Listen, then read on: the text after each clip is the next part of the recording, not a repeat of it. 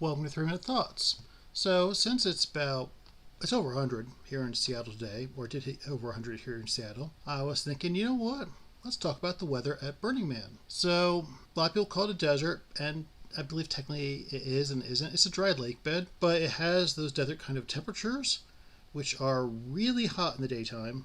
We're talking probably closer to 100 or so, and really cold at night, dropping good below 60. The kind where, like, in the daytime I take a nap, I'm wearing barely anything, and I have like a sheet on me, and even then I'm like hot, and that sheet is to keep the dust off. And then at nighttime, I need to have like 2 sleeping bags and bundled up, and this is my jacket for nighttime because it is really, really cold there. But that kind of like is the very basic part of the weather there. Is so you prepare yourself. You have to have cold clothes for nighttime, warm clothes.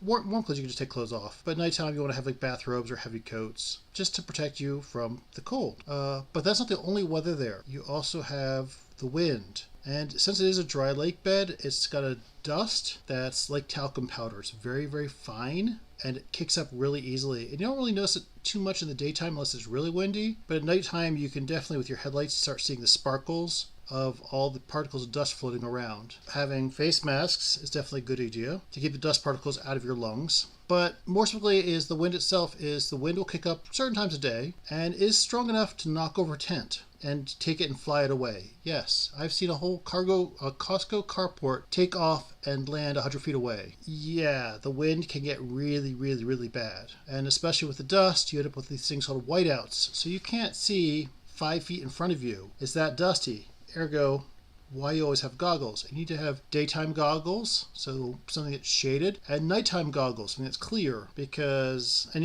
having a mask at all times is helpful as well. I usually have sarongs, just something that I could like cover my mouth and nose in case the dust kicks up. But that's not all. There's also potential of rain, which is probably the worst condition, and it sounds odd, and it doesn't happen very often. It's happened maybe a handful of times on my 10 times of going, and if it rains, again, this talcum powder type dust turns to mud, and it becomes a slimy, sludgy, just horrible mud that you can't move in. They close gate, and I've seen the gate close for up to 24 hours. Cars cannot move because this thick mud just builds up. And if you try driving in it, you end up leaving tracks. You end up getting your car all caked up in mud. I've tried walking in it, and I get like an inch of mud stuck to the bottom of my foot, just on my shoe. And you just have to let it dry and then knock it off, and you'll find. The other conditions, that's all I'm really thinking of weather-wise. You don't need an umbrella. Don't worry about that. But just keep for the hot, keep for the cold, and keep for the wind. Those are things you need to keep in consideration when on the playa. So hopefully that helps with your prep. Thanks.